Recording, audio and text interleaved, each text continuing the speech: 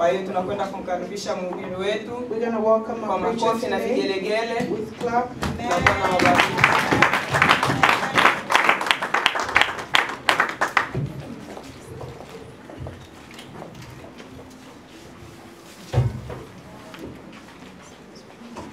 Bwana Yesu asifiwe. Amen. Amen.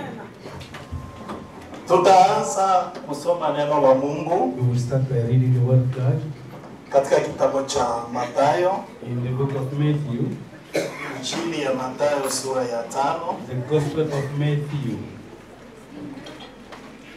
na msomaji tafadhali uwe tayari. And the reader, please be ready. Nani mwenye kuwa na Biblia ya karatasi?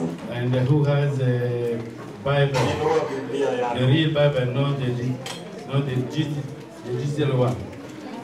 Can you lift it up? Amen. Amen. Wengine wana Biblia ya simu. And others are being, they have the digital phones and Sijui. Bible on the phone. Sijui kama kuna mambo mengine nitabidi nitoe kwenye Biblia, uwe na Biblia kabisa karatasi. And I would like, whenever enumerating things that you have your Bible, Lakini nitajaribu kujieleza but I will make myself understood ili tuwe pamoja. so we can be together. Jioni ya leo Tonight, nataka nihubiri kuhusu chumvi na nuru, and I would like to talk about salt and light, sababu Yesu alisema because Jesus said, nyinyi ni chumvi ya dunia we are the salt of the world, na nyinyi ni nuru ya ulimwengu. and we are the light of this world. Bwana asifiwe Praise sana. the Lord. Kwa hiyo msomaji, For that reason, the reader, ikiwa uko tayari if you are tusomee, ready to read the word, tusomee mstari wa 11 hadi wa 16. Tano. yeah, Mathayo Matthew 5. 5, Mstari wa 11 12 up to 16. I read the word of God. Rejoice and be glad, because great is your reward in heaven. For the same way they persecuted the prophets who were before you. You are the salt of the earth. But if the salt loses its saltiness, how can it be made salt again?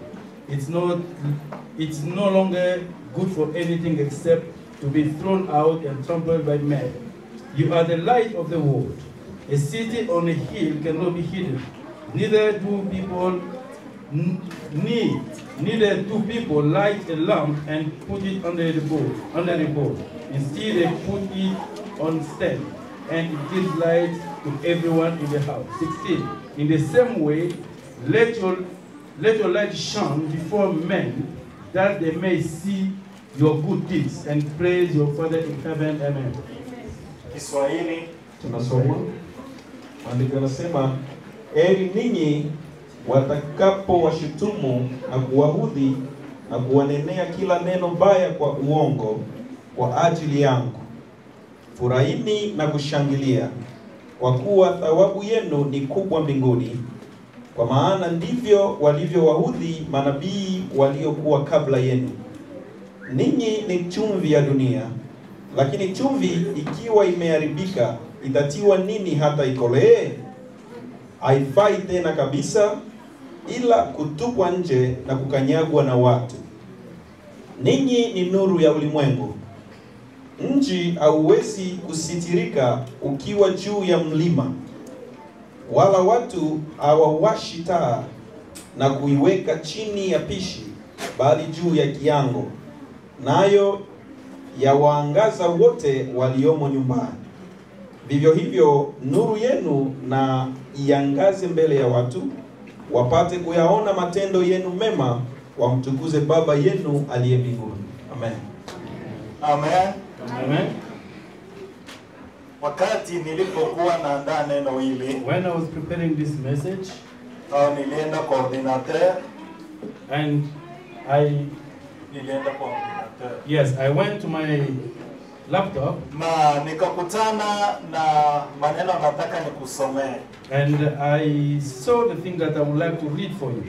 Inasema hivi: It says this: Unaweza pia ukienda ku computer utapata kama haya. And if you go to your computer, you can also find the same thing. Inasema siri ya kuishi And he said that the secret of living kama chumvi na nuru. is like salt and light. Na mwandishi hapa anasema hivi. And the reader and the writer here says this. Nasoma kwenye makaratasi. And I'm reading from my notes. Kwa nini Yesu hakusema nyinyi ni sukari? Why Jesus didn't say that we are the sugar? Kwa nini hakusema nyinyi ni uvuli? Or why didn't he say that we are the shadow? Lakini alisema hivi. And he said this.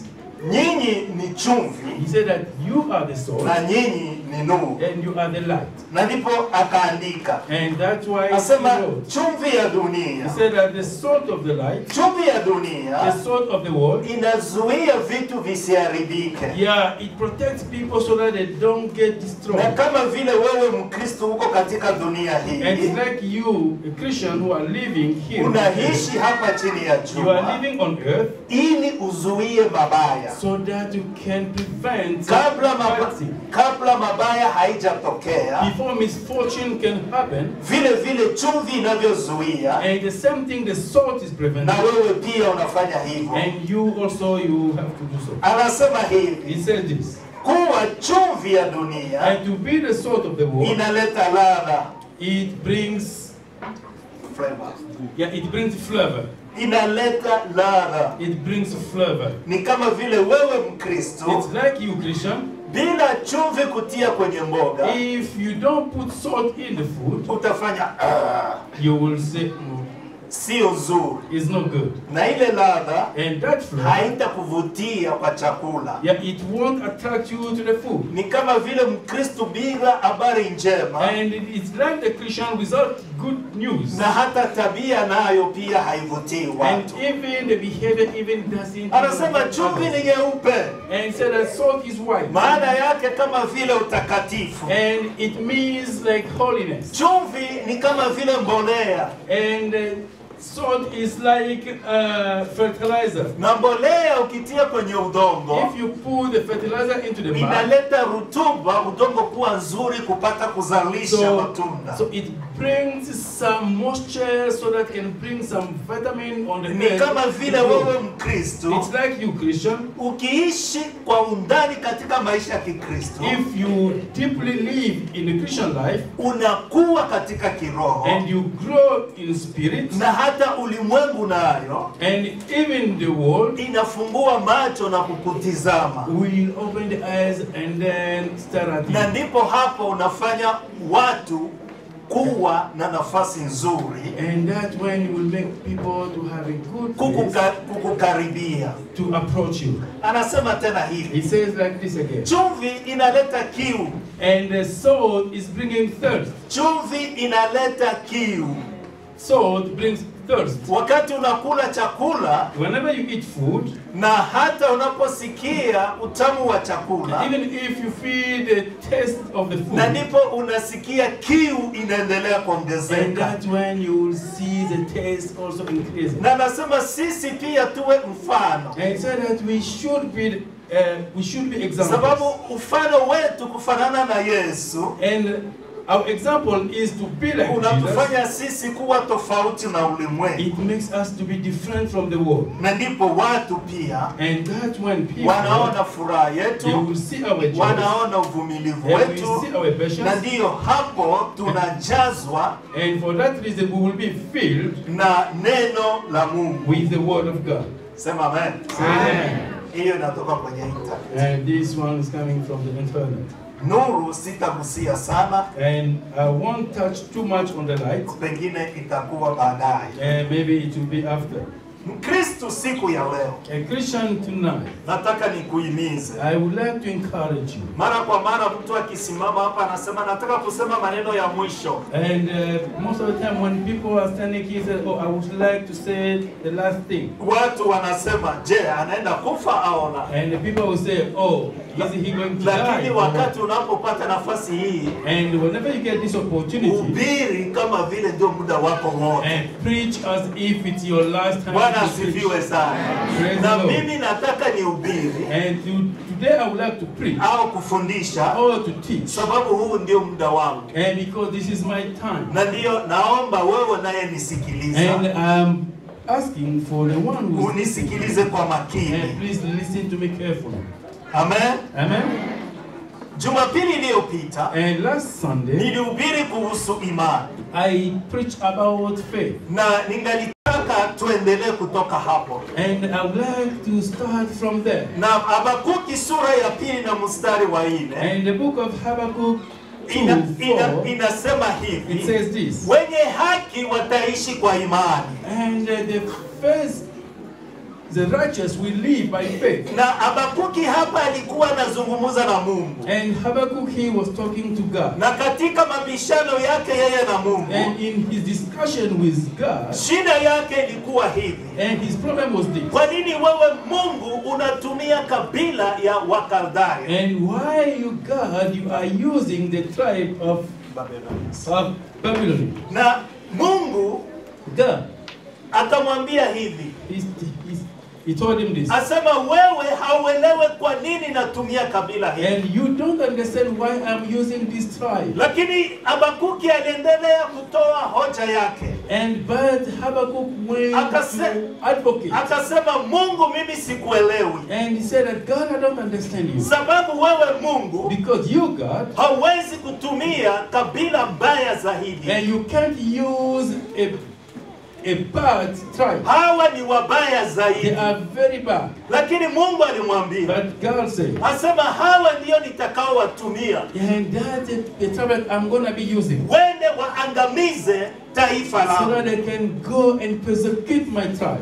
Na Habakuki aliendelea And kusema, Habakkuk continues Mungu, saying, macho yako wewe sitizame dhambi. and he said that, God, let your eye not focus on the sin. Sema amen. Say amen. Lakini But Mungu God, alimwambia Habakuki, he told Habakkuk, wenye haki wataishi kwa imani. and the righteous will live by faith. Wenye haki wataishi kwa The imani. righteous will live by faith. Sababu wewe na mimi tunaishi maisha yenye haki. And because you and I are Hata living the righteous hata kuje life, mawimbi ya aina gani, and they won't be coming anything. wewe mwenye haki, You, the righteous, wewe mwenye haki you, the righteous, utaishi, you will live sababu unajua unayeamini because you know who you believe. yu hai. That is alive. Amen. Amen.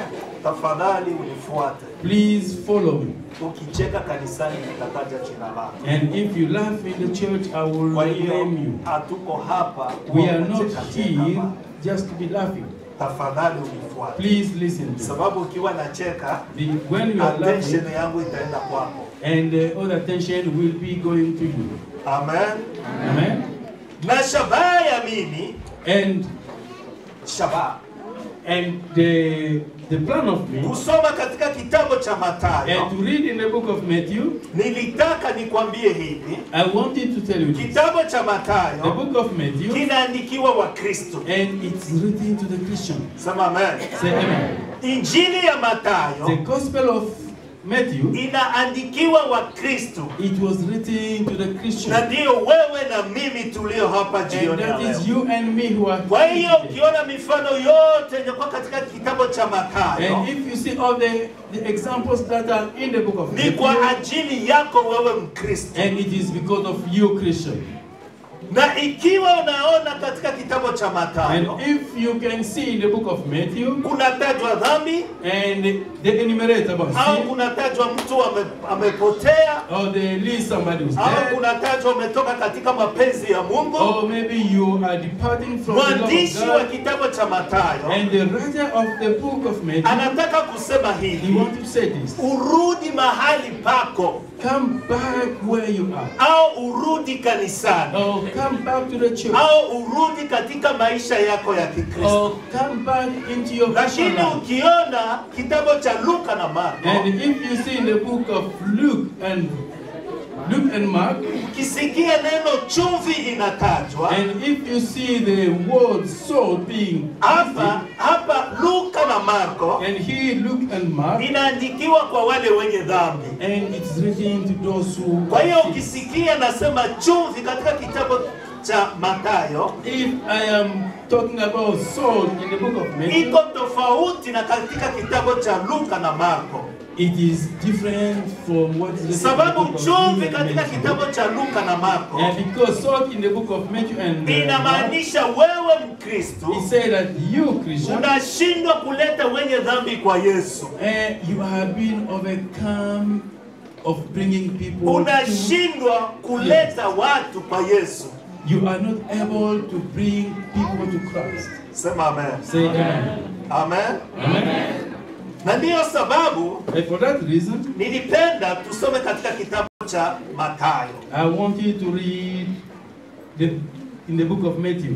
Yesu hapa, tafadhali niangalie. Jesus here, please focus on me. Yesu hapa Jesus here, anasema maneno haya, and saying this word, anasema nyinyi ni chumvi, so that you are the salt, chumvi ya dunia. the salt of the earth, Nyinyi ni nuru, and you are the light, nuru ya ulimwengu. and the light of the world.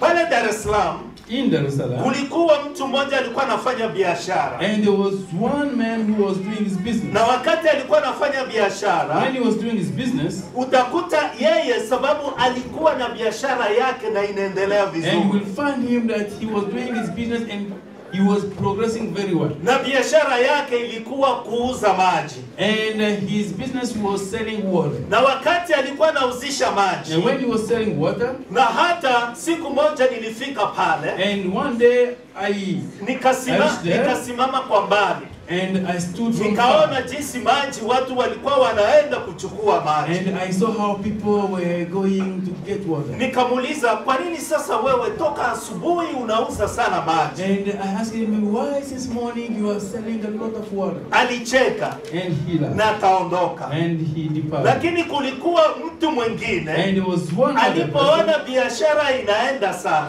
and when he saw that the business was na going ndipo well, naye akataka atie naye biashara ya maji karibu and yake. also he wanted to do the same business, putting Na water wakati in. alikuja na maji, When he came with hakuna water, mtu alimkaribia kuchukua hata chupa and there moja, was nobody who came even to take one bottle. na ilipitika na mimi niko pale live, And this happened when I was muda wenye there. nilikuwa Dar es Salaam. Yes, I was experiencing it the time I was in Dar es Salaam. Na mwisho nikaanza kuona yule aliyetia maji karibu And yake, last I saw the one who put na water next to naenda him. mjini, And I went back, nakuta lundo ya maji iko pale, and I will see all the water is there. na baadaye mwenzake And the other friend, nakuta maji yamekwisha, and you will see water is gone. na nikamwendea And I went to him. nikamuuliza, ndugu, I asked him, kwa nini brother, maji yako yanachukuliwa sana? and why your water is being taken so Na much? ndipo akaanza kuniambia siri ya biashara yake. And that when he started telling me his secret, Akasema he hivi, says this, hapa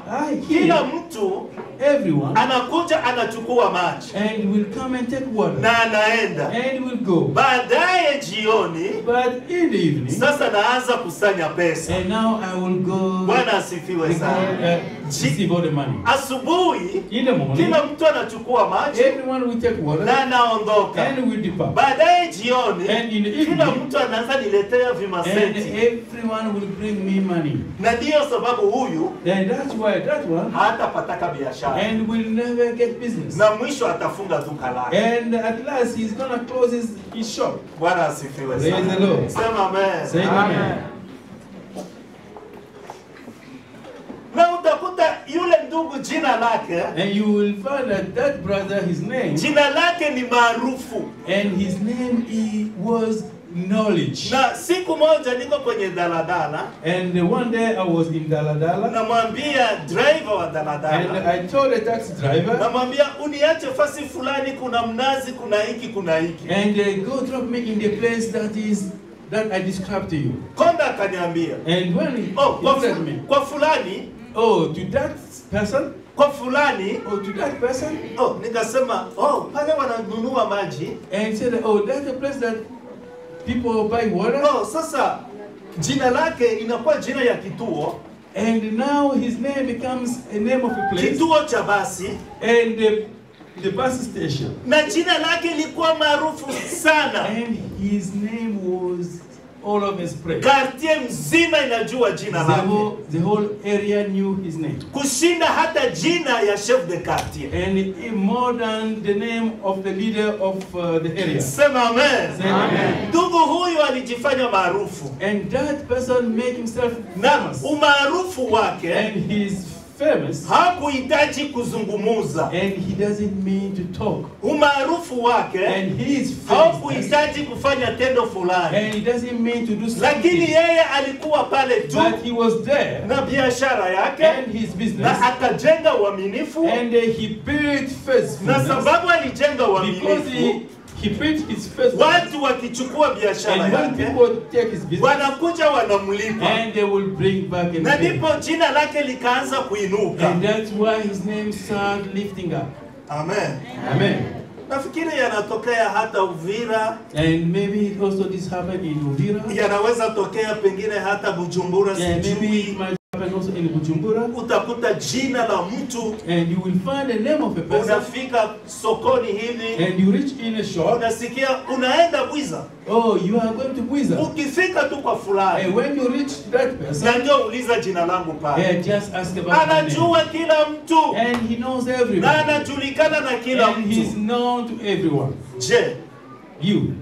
huyu mtu amehubiri au amejitangaza? And that person, did he preach or he announced himself? Sema amen. Say amen. Na ndipo Yesu alisema nyinyi ni chumvi ya dunia. That's why Jesus said that you are the salt of the world. Na wakati Yesu alisema ni chumvi ya dunia, And when Jesus said that you are the salt of the kwa earth, nini hakusema nyinyi ni Wakristo wa dunia? and why didn't he say that you are the Christian of the Na wewe of the earth? kuwa chumvi, You, big Yesu salt. alilenga kitu kimoja. And Jesus wanted to say Na something. hapa alikuwa anaambia wafuasi wake, And that when he was asema telling his disciples, ukiwa chumvi ya if dunia, you are the salt of the sio world, lazima and ujitangaze. you are not forced to Sio announce lazima yourself. uwe mwinjiliste. And you are not supposed to be evangelist. Sio lazima uwe mtu mwenye maneno And mengi. you are not supposed to be somebody who talks a Lakini lot. Yesu anasema But Jesus said, nyinyi ni chumvi ya you dunia. are the salt of the earth. Na ukiangalia kwenye Biblia, kama una And if you see Biblia the Bible, fungua, if you have your Bible, katika kitabu cha Mathayo in sura the ya book of 5, Matthew 5, nataka ufungue Biblia I would yako. like you to open your Bible. Ukiangalia kuanza mstari wa 3, And if you see starting from 3, mstari wa 3 from verse 3 hadi wa 10, up to 10, Yesu anasema hivi, Jesus said this. sababu hapa alikuwa mlimani, Here he was in a mountain. na wakati alikuwa When he mlimani, was in the mountain, na ndipo wanafunzi walimjia, and that's when his disciple na came to ndipo him. akafungua kinywa chake, And then he opened his mouth. akaanza kueleza maneno And he haya: started saying this word. heri walio maskini wa roho. And blessed are the poor in Na spirit. akasema heri, He said, blessed, heri, blessed, heri, blessed, heri. blessed. Inafika kumstari wa 11. And when he reached in 11, Mwandishi hapa anageuza jinsi anavyoandika. and he, the writer, wrote differently. Bwana asifiwe sana. Praise the Na Lord. ndipo hapa nataka Mkristo nielewe. And here I would like you Christians, Kuanza mstari wa 3 and from 3 hadi wa 10, up to 10, ukiona jinsi wanavyoandika, and if you see the way it's written, wanaandika kwa njia ya nadhari, and it's written in the way of praise, prose. wanaandika kwa njia ya nadhari.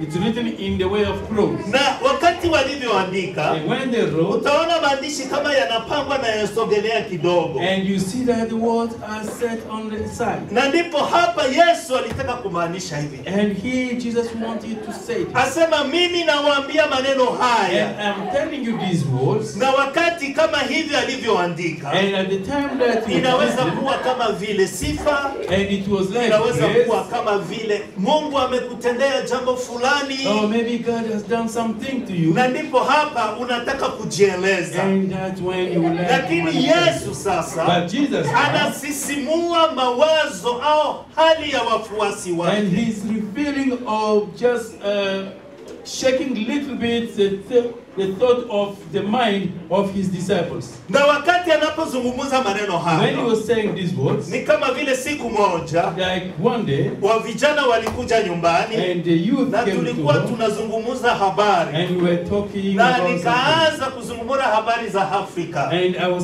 I started talking to them about Na wakati Africa. nilianza kuzungumza habari za And when I Afrika, was talking to them about Africa, na nikaanza kueleza umaskini, and I tried to make them understand na the ndipo poor. umoja akasema, mzee, And one of them said, oh, nilikutana na big mama brother. moja, I met one na man, yule mama and that man, nilijisikia roho yangu inakosa amani, and I felt my heart lacking jinsi peace. anavyobeba mtoto And the mgongoni, way she was carrying the baby on the back, beseni kichwani, and one person on the head, kuna machungwa, and na carrying. akienda barabarani anauza. And whenever she was going Na and ndipo selling on the nikasikilia street, huruma, and that's when na I felt pity. nilipoangalia biashara And when I saw the business, haifiki hata shilingi 10,000, and it didn't even reach 10 shillings.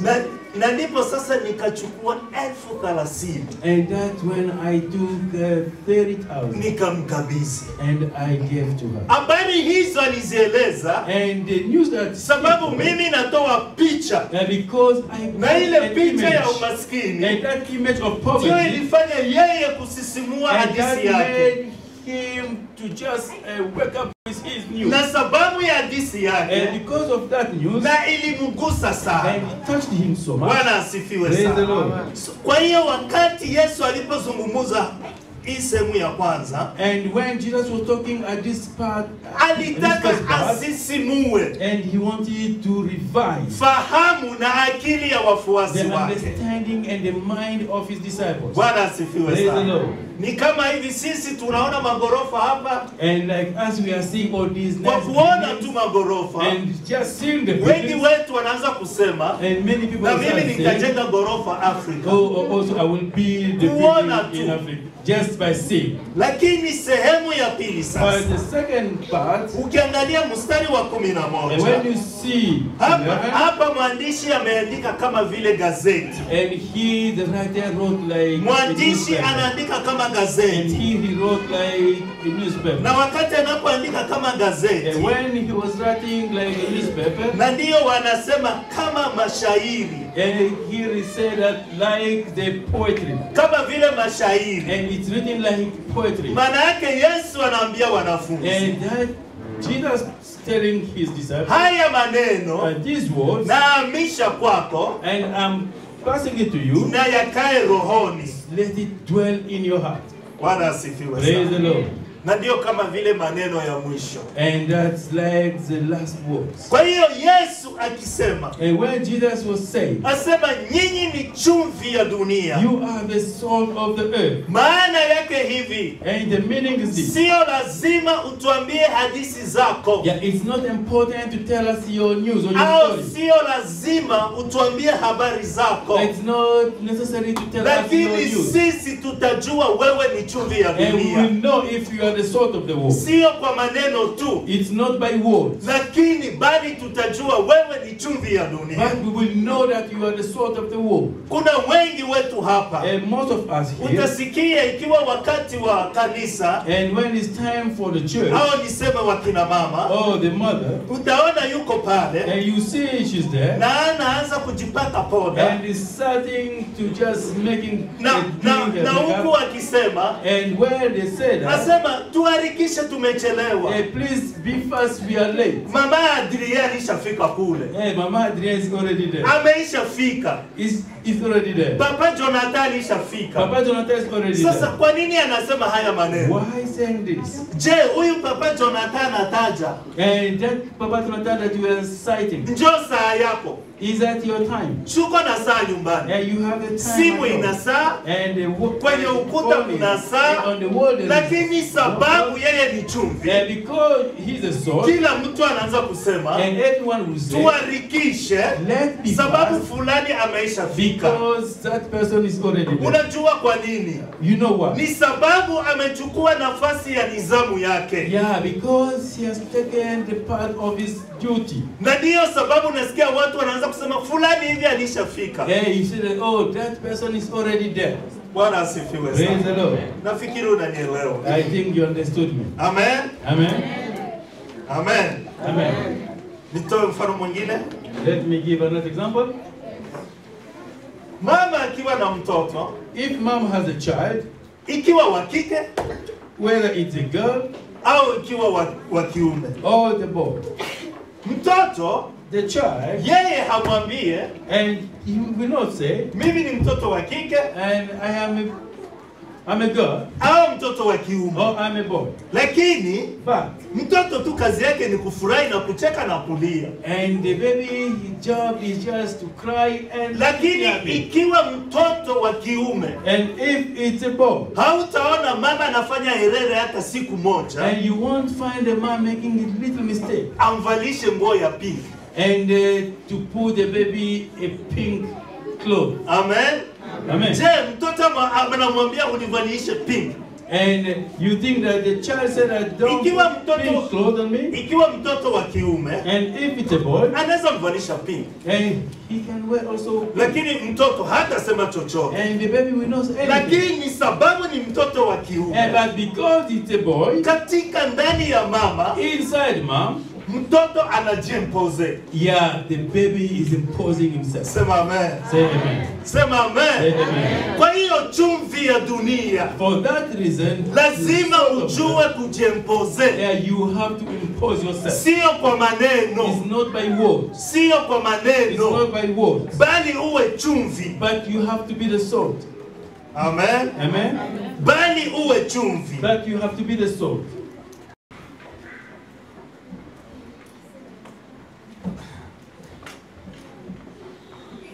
Kwa nini Yesu alisema maneno haya? Why Jesus said these words? Dunia The world, ni mazingira. it has environment. Na alisema nyinyi ni chumvi ya dunia. And he said that you are the salt of the earth. Na Mkristo And Christian, una majukumu. you have the duty. Majukumu yako You have responsibility, and it is ni dunia. the world. Ukiwa ukame If there's dryness, ni wewe. it's you. Ukiwa rutuba And if it is humid, ni wewe. it's you. Moto ukiungua And if the fire burns, ni wewe. it's you. Sababu Because Yesu amesema. Jesus said, Kwa hiyo tuangalie mambo matatu ya and chumvi. let's see three things of the salt. Chumvi The salt, ni chumvi. it's salt.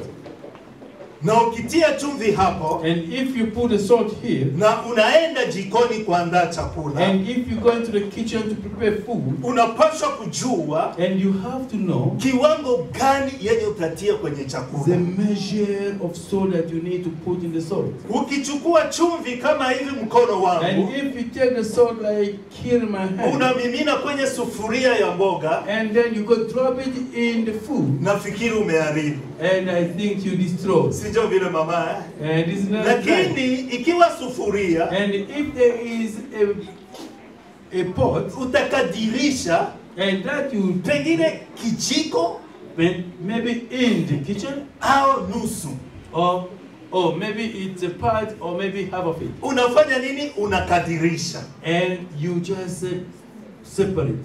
Sema amen.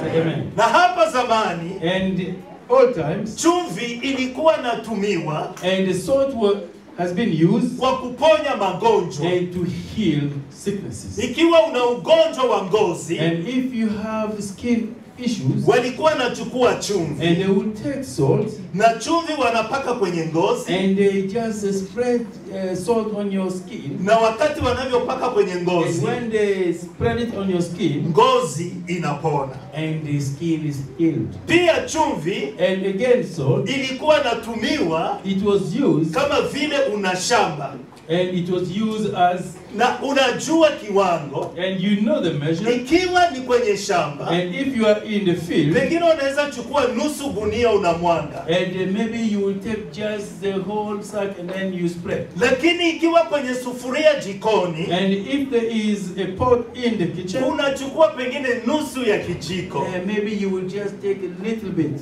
Sema amen. Say amen. Kwa hiyo Mkristo, For that reason, Christian, nataka nikwambie hivi, I would like to tell you this. wewe kuwa chumvi, You being salt, lazima tujifunze kukadirisha. and we have to know how to measure. Tujifunze kukadirisha, We have to know how to measure it. sababu haya maneno ya Yesu Kristo, Because those words of Jesus Christ, wewe na mimi, you and me, bila maneno, without the word, bila kuzungumuza, without talking, tunaweza ponya mazingira we might heal the environment. na tunaweza pia tibu mazingira. And also we might heal Na the environment. uwezo wa wewe kuponya And mazingira the knowledge of you na healing the kuharibu environment, mazingira or to destroy it, iko katika uwezo wako na and mimi. it is about your understanding. Na of ndiyo your sababu andiko moja yenye mimi napaka nafurahia sana And for that reason, there was one scripture that I'm happy about. katika sura ya Luka And in the book of Luke 2:52 2:52, inasema it hivi, says this. naye Yesu And Jesus, akazidi kuendelea and he continued, katika hekima na kimo. and in wisdom and knowledge.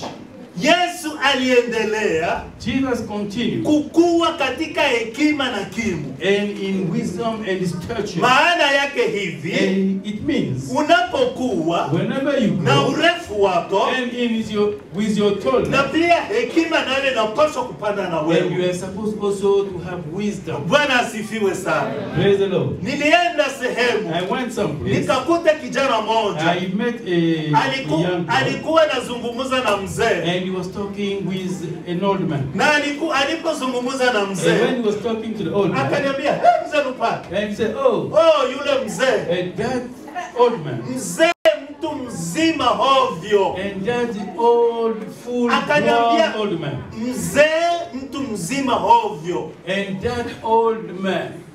Sema amen.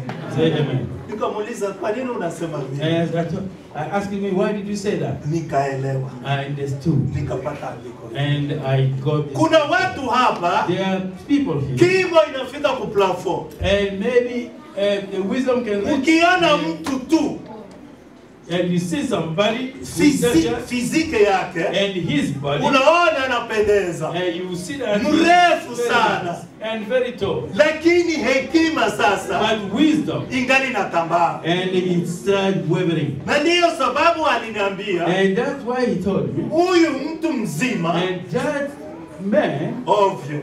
like that. Kuna watoto wengine And there are some children, wanazungumza sana they talk too much, na maneno and wanayozungumza the thing that they talk about, yanashinda hata urefu. and it's more than the height. Na ndiyo sababu hapa mwandishi anasema hivi, And here the writer is saying this, asema Yesu alikuwa and Jesus was going katika hekima in wisdom na kimo. and Sema stature. amen. Amen. Kwa hiyo kunapaswa kuwa balance, And there's supposed to be a na balance. balance hiyo And this balance, inapaswa kuwa katika kimo and it's supposed to be in na wisdom pia katika hekima. and also in knowledge. Na kitu kinatusaidia kuwa na balance And the thing that will help us be in balance, ni katika neno la Mungu. and it is in the word of Na God. ndiyo sababu Yesu And alisema, that's why Jesus said, nyinyi ni chumvi ya "You dunia." are the salt of the earth." Hatuhitaji maneno, And we don't need word. bali tunataka tukujue wewe ni chumvi, Yeah, we want to know that you are the salt. sababu katika hekima yako But in your wisdom na umri wako and your age, utaponya mazingira, and you will heal na the pia body, unaweza kuharibu and mazingira. you can also destroy the environment. Sema amen. Say amen. Na hapa And here, hizo ni kritiki za sisi wanadamu. and these are the critics of us human Lakini beings. ukisoma pale chini And if you read down, inasema alipendeza Mungu na nani? Na mwanadamu. and Bwana he said asifiwe. that he Kwa hiyo pleased katika man and God. hekima na kimo And here when we see wisdom and stature, lazima it must. ukiangalia And mwenzako when you see your friend, unampendeza. and Lakini oh, unaangalia Mungu Yeah, when you look huku at- nako unampendeza. and then also you please it. Na ndiyo sababu ukiwa chumvi And if you are the salt, sio lazima useme maneno, and it's not important to say words. bali tutajua wewe ni chumvi ya You will dunia. know that you are the salt of the earth. Amen. Amen. Pale Nairobi In Nairobi, kulikuwa mtu mmoja, there was one person, wengi wetu wanamfahamu and hapa, maybe many people among us know lakini him. sitamtaja jina. I don't want to name him. Alikuwa maarufu sana, And he was well known. maarufu He sana. was very famous. Aliishi Nairobi miaka 13 And he lived in Nairobi for 30 days, na 30 years. alikuwa anafungua mlango wake kwa wageni. And he opened his doors to strangers. Na siku moja nilikuwa mjini And one day when I was in the village, na nikakutana na ndugu fulani, and I met a certain nilikuwa na brother, wafahamu wote. and I used to understand all of them. Anaambia mgeni wake, And he told me he is visited. unaona, You know, nitakupeleka fasi I fulani. will take you somewhere. Kwangu sina nafasi ya kulala I don't have a place na for you to sleep, sina chakula, and I don't have food. lakini tukifika pale And if you reach there, nitakuonyesha mlango I will show you the na door. utaingia pale, You will enter there, watakukaribisha tu, and you will be welcome. watakupa They chakula will give you food, na watakutandikia, and they will also na prepare ni food watu for you. wazuri. And they are good people. Twende, nitakuacha. Let me take you there. Na mimi And me. hapo kwa huyo ndugu And there in that ndio kwenye brothers, nilikuwa naishi. and that's the place where I was living. Basi wenzangu wakaondoka And my friend na ule left. kijana akaenda kwa kweli, And that youth also left. akaenda muacha pale And he went to leave him there. na mama wa nyumba, And the mother of the house, sababu yeye anakuwa mtu mwenye kufurahia wageni. and she was a person that Alikuwa pale. the visitors.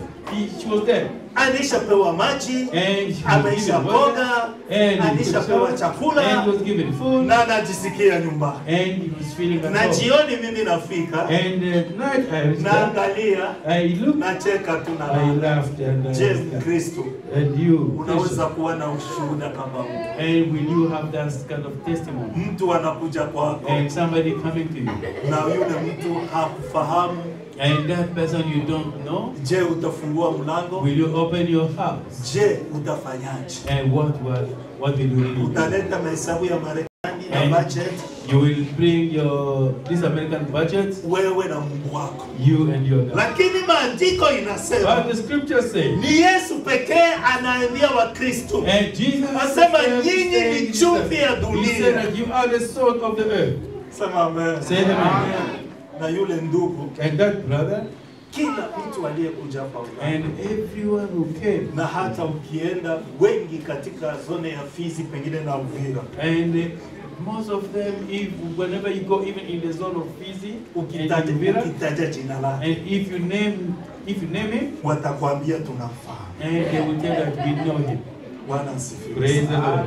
Je, Ukristo wako And you, your Christianity, uko je? how is it? Wengi wa Kristo wetu hapa, And most of our Christians here, mimi nakuwa na shangaa, and really, I am really astonished. utaona wanaenda huko nje, And you will see they go outside there, wanachafua kanisa la Katoliki, and they will just spoil the church. wanachafua wachungaji, And they even talk bad about the pastors. wanachafua Wakristo. And they even talk bad about the Christians. Na unaona akipata nafasi ya kuja hapa, And if you get a chance to come here, anaandika karatasi, and he will write a note, sababu mchungaji wetu naye and because our pastor also, hazuii mtu, and doesn't prevent anybody, anasema mama, baba, they say, njoo Mama, njoo Papa, utoe ushuhuda, and come and then give your na testimony. kwa ujasiri unasimama And hapa. with all the courage you come here, Bwana I asifiwe. praise the Lord. Namshukuru I thank Mungu, God. amenitendea I makuu, said this, amenifanya and he hivi. did this, Unasahau hatua ya kwanza ni kutubu. and you forget Kisha that the njoo first uje step usimame is to confess. Usimame hapa ushukuru Mungu. And next then you will stand and Na then ndiyo sababu sisi because us mara kwa mara tunalaaniwa. and most of the time Sababu we are kabla ya because kusimama hapa madhabahuni before standing in front of unashukuru Him, Mungu, you thank na God, huku wachungaji umewaacha uchi, and na clearly huku there you already wale wenye unashuhudia unawaacha uchi. and those Sasa that ule testify, you ushuhuda already wako make them wenzako wako uchi. And Sasa that ule testimony. ushuhuda utapokelewa. and that testimony you think it's going to be received. Na chumvi ya dunia And Mkristo. the salt of the earth. Yesu hapa anatuhimiza And here Jesus is really encouraging tuwe us chumvi ya to be dunia. the salt of the earth. Amen. Amen. Chumvi ya dunia The salt of the earth. ni chumvi yenye inazagaa. And the salt has spread all over. Nilifurahi Kiingereza And I was really happy about English. inasema distribution. And it was Bugawa. Amen. Amen. Distribution. Maana yake Bugawa. hivi, And it means this. uko na vitu If you have things, na mtu bado haaja kuomba, and before even somebody coming to ask you, wewe unaanza kugawa. and you start distributing. Unaanza You kugawa. start distributing. Sababu chumvi Because salt, inafanya kazi it works. na yo kuwa pale. And before you even being there. Na ndiyo For sababu that reason, wakati Yesu alisema nyinyi ni chumvi ya dunia, when Jesus said that you are the salt of the inasema tu earth, wewe uwe and pale. he said that you must be Na there. sababu ya presence yako kuwa And pale, because of your presence being there, unafanya aliye pembeni yako naye haambukizwi. and you make that Sema amen. Wewe kuwa to pale. receive it. Huyu Just be there. anajisikia hapa kuna mtu. And that friend here will be that he has somebody here. Kwa hiyo chumvi sasa For that reason, so, inafanya kazi na presence. and it works with its presence. Amen.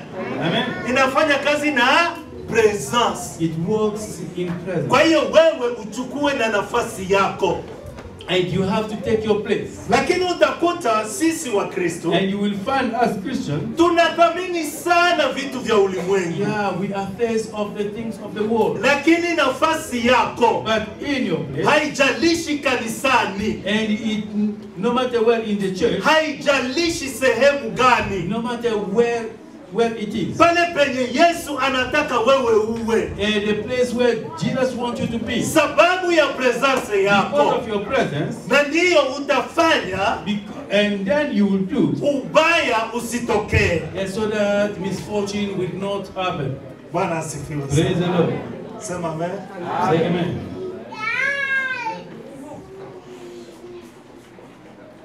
Lakini sisi But us, presence yetu our presence, inabeba picha mbaya. yeah, is bringing a wrong image. Nilishawahi kufika kufete, And I reached in a party. na kufete mimi si mzoefu sana. Yes, I am not really used to going to the feast. Nikaona dada moja anapita, I saw a sister passing by anamsalimia kijana, and was greeting a young boy. akasema kaka jambo. And he said that, oh, brother Jambo. Hi. Ukakuta mwingine And you will find another one. anamsalimia sababu yeye njoo wake. And he was greeting because it is for her. Nikajiuliza, I asked myself, hiki unacho kinatoka wapi? and all these things come, where does it come from? Yeye njoo amempa au kuna nini? And it's him who gave her, or what is that? Kusalimiana tu, And just greeting. kuna shida gani? What is the problem? Unaona tu tunazusha maneno. And just you Sasa start on unapozusha issues. neno, Whenever you start sasa issues, presence yako pale ni kuzusha maneno. and your presence there Au is just tu bringing problems. wewe njoo wanakutilia mahakama kukote kujaji watu. And or maybe Au you are being uko pale designed kwa to be nini? a cause there to judge Watu others. Why are you wanakuja there? kufurahia faith. And people are coming there to be Lakini sasa happy. wengine wanaanza kueleza huyu njoo wa fulani, huyu And njoo wa there fulani. you will find that, oh, this one belongs to this, that one belongs to that. Sasa nafasi yako iko wapi? And where is your place? Sababu wakati unaposema maneno hayo, Because whenever you are saying these words, mabinti tafadhali niangalia unaposema. Unaposema maneno hayo, whenever you say these things, unakuwa unaharibu mazingira. and you are destroying, Na sababu the unaharibu because you mazingira, are destroying the yule environment, binti that girl, na siku ingine pengine atakataa kwenda kwenye fete. and one day she will even refuse. Tunavunja to go. moyo ya mtu. Yeah, we are really discouraging somebody. Na ukisoma kitabu cha Mwanzo And if you read the book of sura ya Genesis 3 na mstari wa 9, 3 verse 9, wakati Adamu na Hawa walikula tunda, and when Adam and Eve ate the fruit, hii ndiyo iliyotokea. and that was the result. Mungu alimuuliza Adamu, And God asked Adam, alimuuliza Adamu, uko and wapi? he asked Adam, where are you? Adamu, uko wapi? Adam, where are you? Maana yake It means hakukuwa nafasi yenye Mungu alitaka he awe. was not in the place where God wanted him to be. Bwana asifiwe Praise the sana. Lord. Mungu alimuuliza Adamu, And God asked Adam, uko wapi? where are you?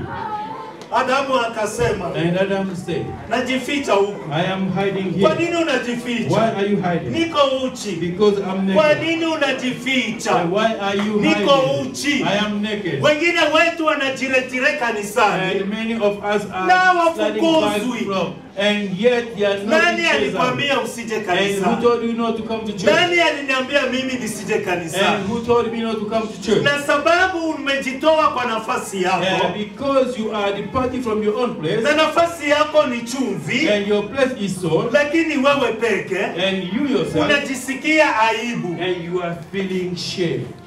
Tulikuwa watu 10, And we were 10, tunakuwa watu 8. and you found that Sasa we are wawili 9. wameenda wapi? And where are 2 are gone? Je, ndugu Adria, uliwaambia maneno mabaya? Brother Adrian, did you say something wrong? Adria hakusema chochote. And Lakini kwa nini unajiretire? why are you retiring yourself from there? Ni sababu ulikula tu.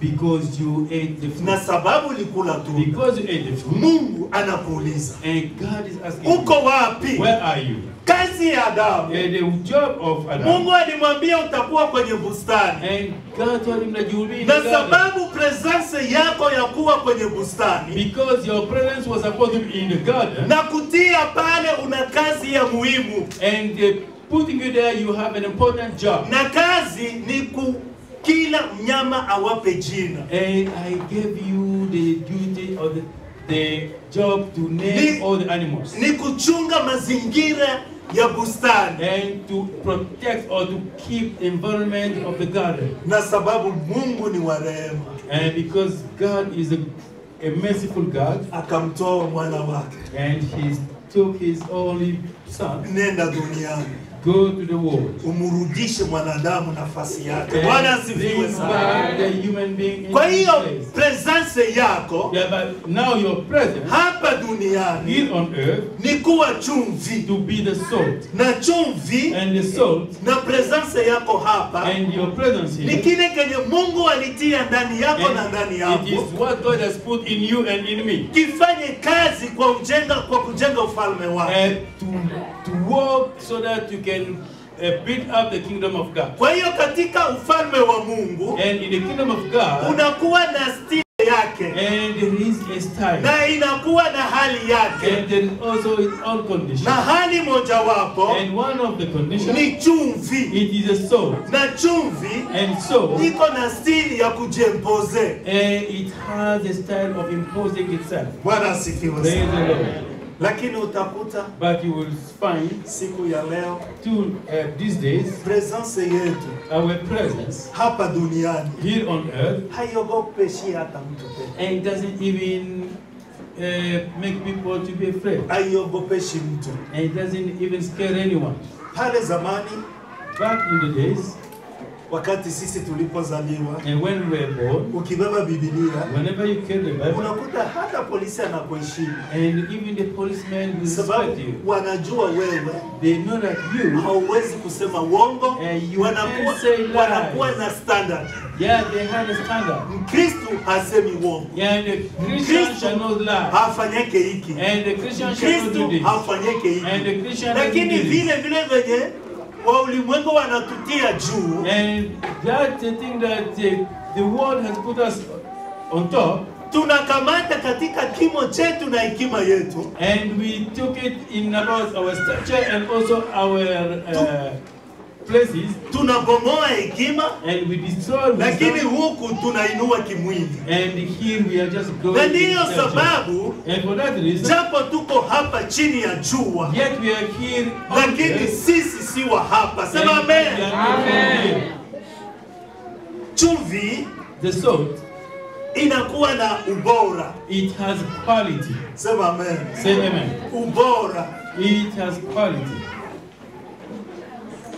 Na ndio tusome kidogo. Let's read. Mathayo 5. Yeah, the same book that we read, Matthew 5. Mathayo 5. The book of Matthew 5. Inasema hivi. It says this. The same book, Matthew 5.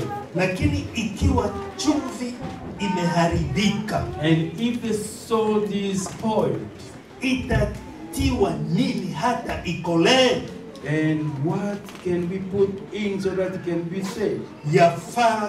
Haifai tena kabisa, It is no more useless. ila kutupwa nje It must be thrown out na kukanyangwa na watu. so that it can be trampled by people. Hii ndiyo hali yetu siku ya leo. And this is our condition nowadays. Tumepoteza ubora wetu, And we lost our quality, tunapoteza ile ladha, flavor yetu, and we have even lost our flavor. na sababu tunapoteza reputation yetu, And because we lost our reputation, tutairudishaje? and how can we bring it back? Kristo, nataka nikwambie, And Christian, I would like to tell you, nifuate. follow me. Wamishonari And the missionaries, walienda wengi sana kwetu, went a lot back in our country. Afrika, And in Africa, Asia, in Asia, sehemu mbalimbali. and in different places. Lakini pia But yet, ukiangalia leo hii, and if you see nowadays, wamishonari hawapo tena. and there are no missionaries. Unaona wamishonari tena? And you see missionaries nowadays, Si waonaki tena. don't see them.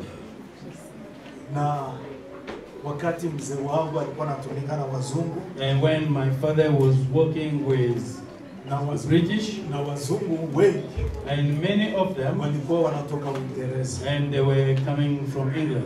na wakati wazungu walikuwa wanaenda Afrika, And when the white people were going to Africa, walikuwa wanarudi Ulaya, and when they go back into Europe, walikuwa wanafanya baraza, and they were meeting, wanafanya baraza, they will assemble, na kila missionary and every missionary anatoa ripoti ya Injili. and will bring a report of the gospel. Na wakati sasa wanaanza toa ripoti, And whenever they are bringing the report, mimi nafahamu hivi sababu nilikaa nao sana, and what I understood because I said a lot with them, na wanaanza kusema, and they start saying, mimi nilikuwa Kongo, I was in the Congo, nilihubiri Injili, I preached the gospel, nilianzisha makanisa, I even started the church, watu 500 walikuja kwa Yesu, and 500 people came to Jesus, nilibatiza 10 and I baptized 10, na 20 walifanya hivi, and 20 did this, nilifanya wanafunzi and I made disciples, hivi. Sasa wa Afrika and now the Africans, wanaweza jibeba wenyewe, and they can even support themselves. si ndio Injili walituletea?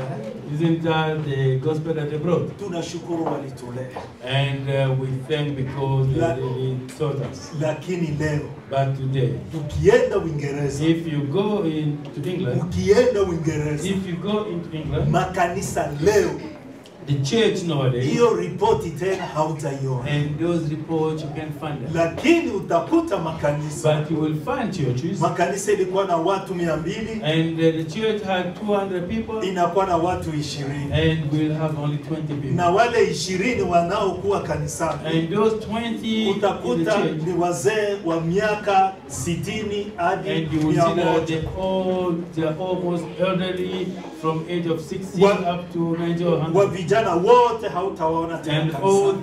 the young ones, you won't find them Na in the church. matokeo hiyo And that result, inakuwa hivi, it was like this. utaona sasa you will find that makanisa the churches yanaanza kugeuka kuwa misikiti. and they are starting to become mosques. Wanaanza kuyauza. And they start selling them. Na sababu wenzetu wa makanzu, Yeah, because our brethren in white robes, wanatafuta njia and they are seeking for a way, ya kutawala ulimwengu kwa njia ya dini. yeah, to control the world Ndio through religion. wanaanza kununua yale makanisa And they start buying those churches ya kufanya misikiti. and to build, to make them. Na ndiyo sababu haya maandiko inatuambia, And that's why this, ikiwa chumvi if the soul inapoteza ladha yake, lost its flavor, haifai tena. is no more useless. Sema amen.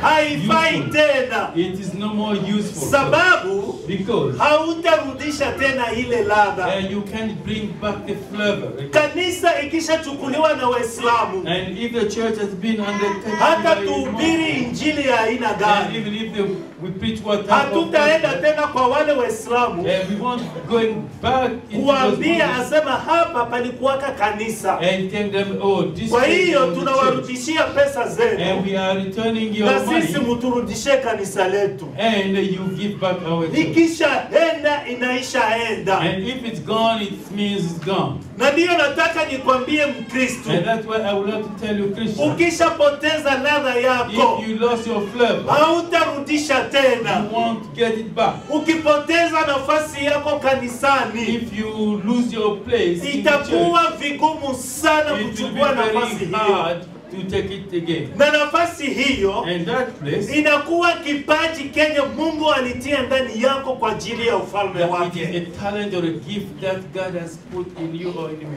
Bwana asifiwe Praise the sana. Lord. Sema amen. Praise the Lord. Unaweza kujiuliza yale yalitokea Uingereza.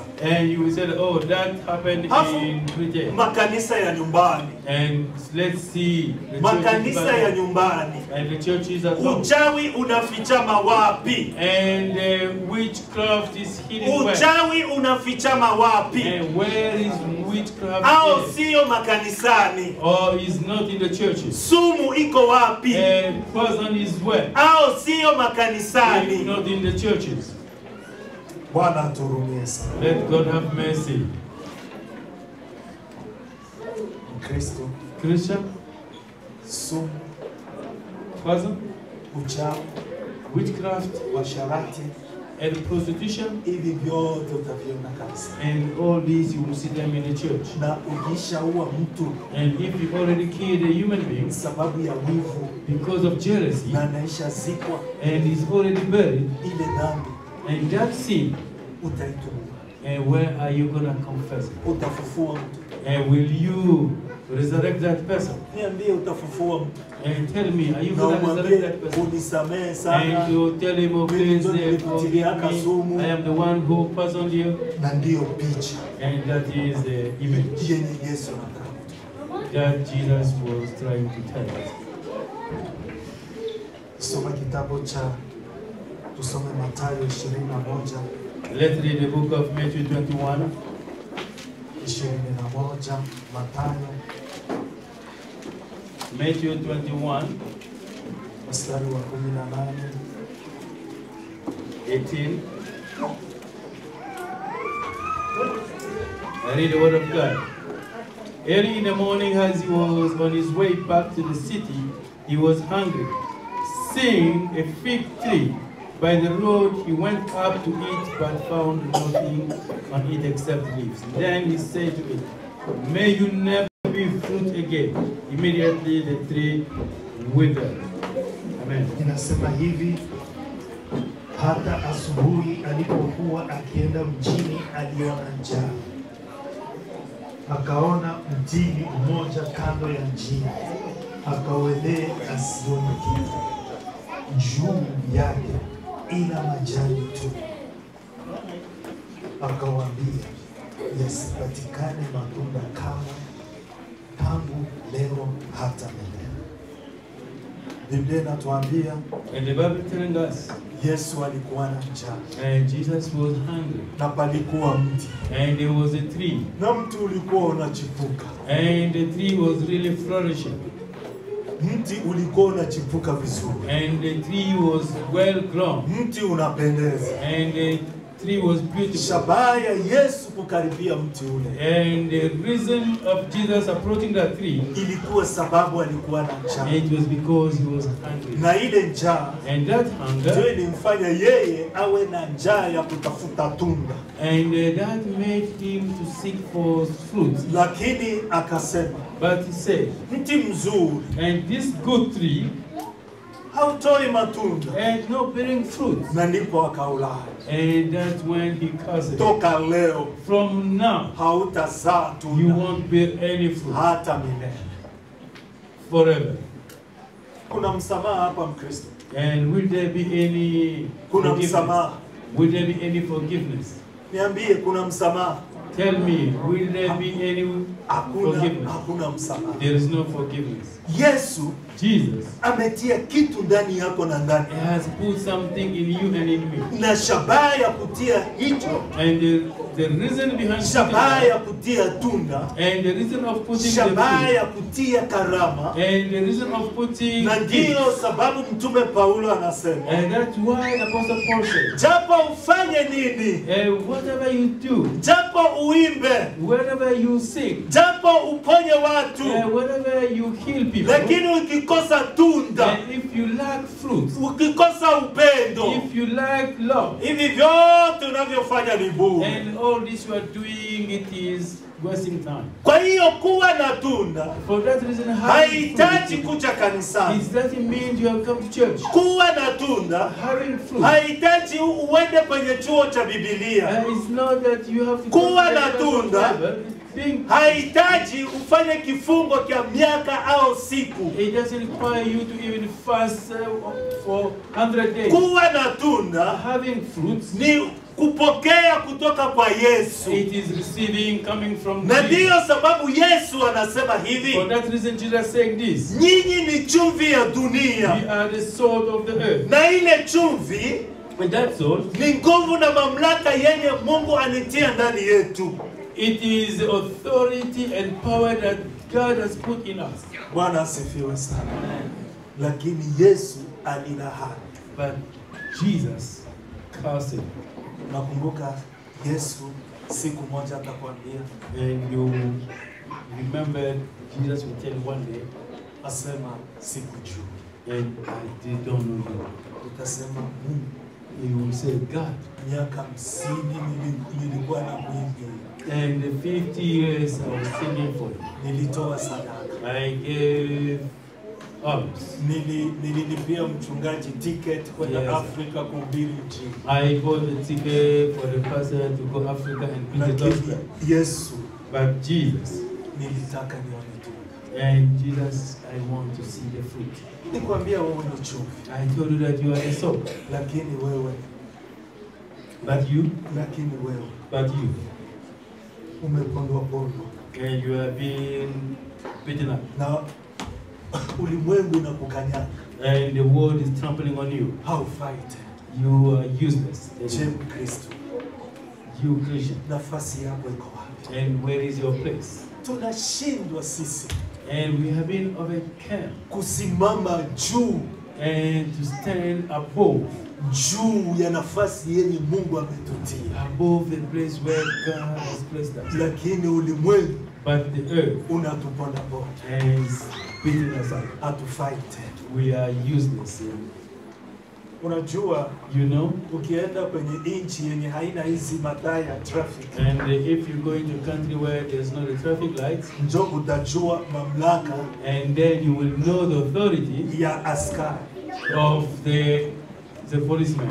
na utaona askari anasimama katikati ya barabara. And you will see the policeman standing in the middle of the road, na anatumia mamlaka yake. and he's using his authority. Anavyoinua mkono, Whenever he's lifting his hand, magari mamia inasimama. and 100 cars will stand. Hata uwe haraka, Well, even if you are in a hurry, hajali. he doesn't care. Hata uwe na gari ya thamani, And whether you have a very expensive car, hajali. he doesn't care. Anajua wakati wako haujafika. And he knows that your time has not yet arrived. Anakwambia simama kule. And he said, as Na anaruhusu magari ya upande huko yanapita. and he will allow. Na unaona the magari car maelfu and you yanasimama. will see 1,000 cars. Ukiangalia mtu anayesimama pale, And whenever you see the person standing there, hana bunduki, and he doesn't have even a gun, lakini ni kanzu tu and it's just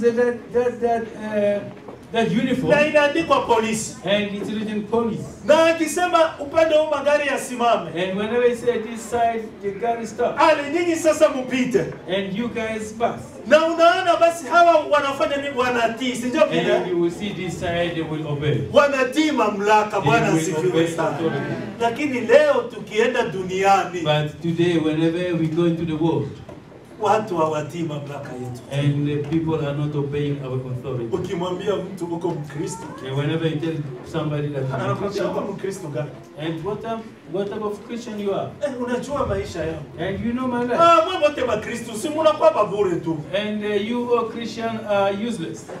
Jamani, twende wapi? Where are we going? Where shall we go? Twende wapi? Where shall we go? Na mamlaka yenye tumepewa. And the authority that has been given to us. Ni wakati Yesu anasema, And the moment Jesus said, mimi na wewe you and me, ni chumvi ya dunia. we are salt of the earth. Ni chumvi ya dunia. And we are the salt of the earth. Lakini But, mnajua kenye kinafanyika leo. and you know what is happening today? Leo si ni game ya ulimwengu, si ndio vile? Yeah, now it is the World Cup. Na ukiona timu zinavyocheza, And whenever you see the team playing, tunashangilia sana. and we are clapping. Na wakati moja And one month, nilianza kujifunza sana and I started learning nguvu gani what force, yenye inafanya wale watu wapate kufanikisha. and that will make those people to prosper. Na ukiangalia ni nguvu za giza. And if you look attentively, you will find that it is a power of darkness. Na unajua ile nguvu And you know that power, inakuja kutawala ulimwengu. and it's coming to control. Si wanatawala timu za ulimwengu mzima. And they are overcoming even the team of the world. Na wana mamlaka And they have authority juu ya watu over people na serikali. and even over Na organizations. ndio sisi wa Kristo And hivyo. for that reason, as Christians, Tuko tunaenda tunaliwa polepole. and we are going there, we are being eaten Na slowly. tunaenda tu tunafukuzwa And we have been chased out na nafasi yetu from our place. na nafasi yetu From our place. hatuichukui tena. And we won't take it back. Pale Vermont In Vermont, kulikuwa kijana mmoja mtoto wa Afrika and there was one young from Africa, alikuwa anacheza mpira, and was playing football. na wakati walikuwa kwenye timu And whenever he was in the team, wanakaa cheza, and they wanted to pray, and to play, aliomba rifari, and he asked the referee, asema naweza nikaomba and he asked it, can kabla I play? hatujacheza. Before we pray. Mtoto mdogo And a young boy, akamuuliza, and he asked him, unatoka wapi? and say, where are you coming Akasema from? natoka Afrika. He said that I'm coming from Africa. Rifari akamwambia, And the referee told hapa him, kwetu Marekani hatuwezi ona mtoto kama yeye. and here in America we can find the young boy. Bwana like asifiwe. you. Praise the Lord. Tuko wapi? Where are we? Tuko Listen, wapi? where are we? Kijana mmoja One boy, alienda tafuta kazi they went to seek for a job, na ilikuwa kazi ya sales and it was a sales job, kazi ya kuuza. and it's job of sales. Na ukisikia kazi ya sales, And whenever you hear about maanake wewe sales, unaenda na bisha mlangoni, and mean you are going and knocking doors, unaenda unauza kampuni yako, and you are selling your company, na unaenda unawaambia watu, and you go telling people, mimi ni kampuni ya pizza, and I am a pizza company. na pizza yetu ni And our nzuri, pizza is good. ina ladha mzuri, And it has good flavor. hawatie sukari And we nyingi, don't put a lot of hawatie sugar. chumvi We don't nyingi. put too much Kwa salt. hiyo iko And kwa that watu pizza, wote. and it's for everyone. High blood pressure yako And your high blood pressure, haitapanda. it won't go Kwa up. hiyo ukijaribu pizza And hii if you try that, pizza, utafurahia you will be happy. na utaona utamu, And you will na find flavor. tutakuletea hata And we mlangoni. will even bring you at home. Yule baba aliangalia yule kijana, And that father looked at the young boy. yule kijana akaondoka, And that young boy left, left, akaenda. went, Kabla hajaenda mbali, and before going even far, akamwita kijana, njoo, and he called, young boy, come, njoo hapa. come here. Kijana akaenda, And that young boy, alipofika when he reached, akamuuliza, he asked him, Kiingereza chako kizuri and you have a good English. na naona unazungumza Kiingereza kizuri sana. And I see that you are speaking good English. Akamwambia, He asked him, lakini hauko wa hapa wewe. and you are not from here. Akasema, kwa nini? I said, why? Asema, unajua kwa nini niliruhusu wende? And you know why I let you go? Ili nione style unavyotembea. And to see how you are walking. Lakini naona wewe si wa hapa. And I see that you are not from here. Akamwambia, unaona? You know? Niambie unatoka wapi? And tell me where you are from. Kijana akamwambia, mimi natoka Afrika. And he said that I'm coming from Africa. Akasema hivi, And he said this, usifanane na wavijana. and don't compare yourself Bwana to asifiwe the sana. youth here. Akapewa business card. And he gave his business card Akampa. and gave it to him. Akamwambia hivi, He told him this. nchi ya Marekani This America. kwenda college sio utajiri, And going to college is not riches. lakini utajiri But the riches, iko juu yako. it is on you. Bwana asifiwe Praise sana. the Lord. Mamlaka ya utajiri And the authority of riches, ni wewe utaamua. and it's you who will decide. Akamwambia, unaniona mimi, And you see me, mimi si mtajiri, I am not rich, lakini nina pesa za kutosha. but I have enough money. Lakini unajua kwenye utajiri wangu unatoka. And you know where my riches come Nilikuja from. hapa I Marekani, came here in America. nilikuwa mdogo I was young. na kazi yangu My job, ilikuwa kukata majani and it was just na cutting kwenda grasses. natafuta manyumba And I was looking in the houses kupaka rangi, and to just paint. lakini leo hii But today, ninakuwa na kampuni 10, and I have 10 companies. kampuni ya kukata majani And I have a company of landscaping na kupaka rangi. and also of painting. State karibu zote ulimwengu hapa Amerika, And in many of the states here na in America. naamini nitaendelea kupanuka. And I know that I will continue to prosper. Unajua kwa nini? You know why? Sababu yule mtoto Because that God, kwa kutembea tu, yeah, by walking, sio maneno, it's not by word. sio It's not maneno. by word. Bwana asifiwe. Amen. Je, wewe ni chumvi ya dunia? Are you the salt of the earth? Sio maneno. It's not the earth. It's not the word. Kaa kunizamu yako. Yeah, dwell where you are supposed to be. Tukikaa kuchunguza watu, And if we are there just to only talk about people, tutapoteza muda bure. we will waste our time for nothing. Ukichunguza mtu, And if you are just focusing on hautapata something, shedi. you won't get a check. Tafuta shughuli za kujenga ufalme wa Mungu. Yeah, find a job that will help you be the kingdom of God. Sema amen. Say amen. Na bali tutafute taji And yet we have to seek for our ya soul, sisi kusimama kwenye nizamu yetu.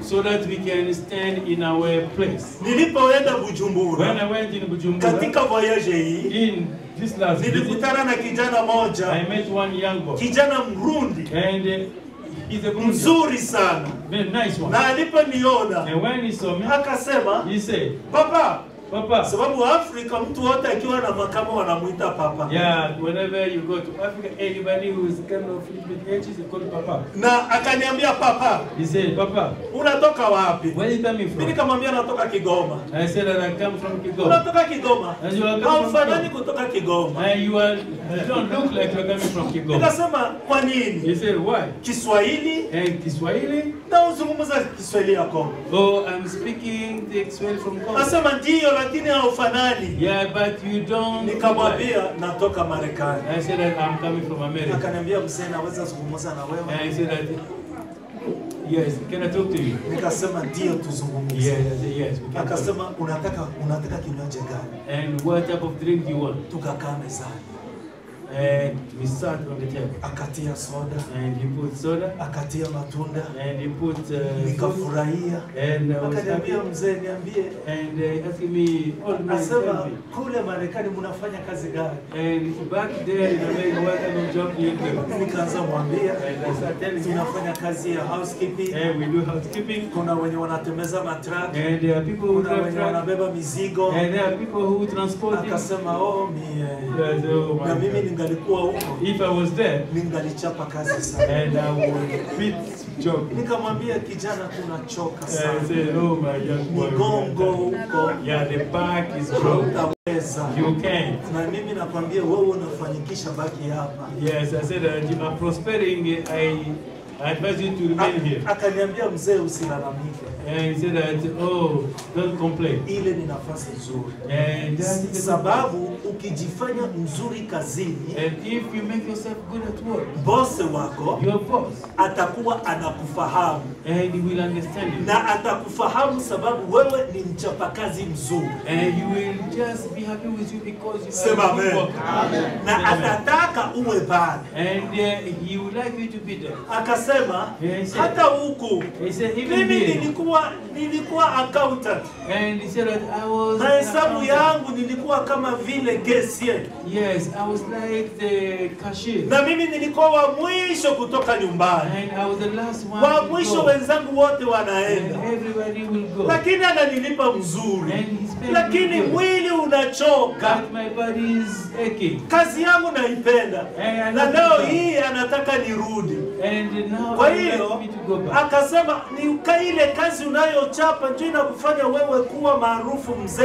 Yeah, he said that is the job that Acha kulalamika lalamika. Stop complaining. Sema amen. Amen. Na nikajifunza kitu kipya. And I learned something Wakati new. tunapokuwa hapa And whenever we are here, tunapewa kazi ya housekeeping, and we have been tunalialia given na our- wanasema wa Afrika ni wachapakazi. Yeah, yes, and Ni that's sababu Africa tumejifanya is good. maarufu, tunajua kuchapa kazi. Sema Yeah, amen. we make ourselves famous because we know how to work. Na ndiyo picha ya And Injili. that is the image of Unapokuja kanisani whenever you come to church. uwe mchapakazi, Be a good sababu worker. Yesu atataka uwe pale. Yeah, Bwana because Jesus asifiwe. is there. Na sio maneno. It's not by word. Bosi wako hata kupenda sababu mwambie mimi niko mchapakazi. Yeah, your boss will Bosi wako love atakupenda you because sababu ataona kazi unayofanya. because, he will be happy because he will see the job that Bwana you are doing. asifiwe sana. Praise the Lord. Utofauti wako na ulimwengu uko. And what is the difference between you and the world? Tutakujuaje wewe ni chuki? And how are we going to differentiate if you are Sababu Because- tubadilishe mazingira. Yeah, we have to transform environment. Sio Marekani tu. It's not America. Biblia inasema tuwe chumvi ya Bible dunia. says that we have to be Kwa hiyo sisi hatuna mipaka, Bwana And we don't have asifiwe, any limits. bali tulia utajiri katika neno la Mungu. Yeah, we have riches coming from the Bible. Tusimame. Let's stand up. Bwana asifiwe sana. Praise the Lord.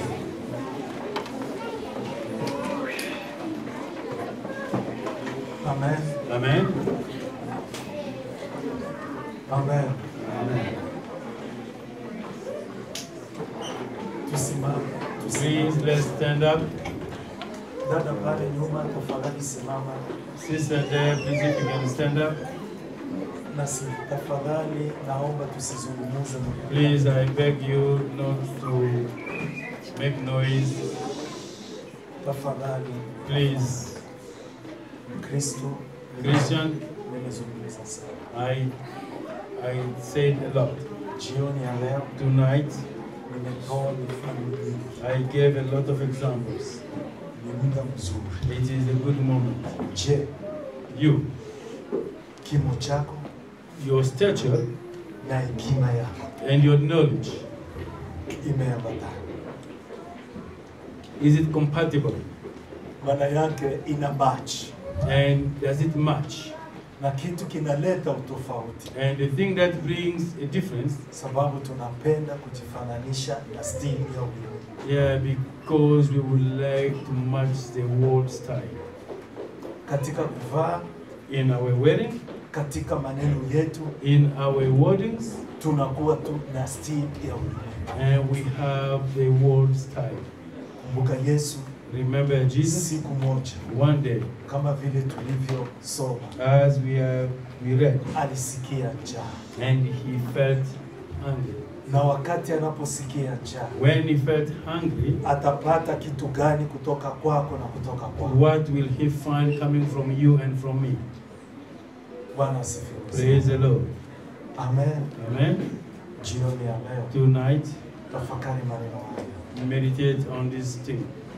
Yesu aliambia Wakristo, And Jesus told Christians, Yesu aliambia wafuasi, and Jesus told his disciples, na haya maneno anahamisha kutoka rohoni mwake and those words na are coming from his rohoni heart, mwako. and let it enter into your heart. Na sababu ya maneno haya And the reason for those words, yatakuwa agano, it was gonna be a covenant. na wajibu wako wewe na mimi And your homework, you and me, ni mwenye haki and ataishi. the righteous will live by faith. Tuombe. Let's pray. Naomba utulivu. Please, I ask us to be quiet. Na huku ukiomba moyoni mwako, And when you pray in your heart, nasema leo ni siku yangu Mkristo mimi kuwa chumvi ya and it's just declaring that today is going to be my day for me to become the salt of the earth. Mbishaji tubishie chorus fupi. And song leader can lead us with a very short song, au mtu yeyote or atubishie anyone. chorus.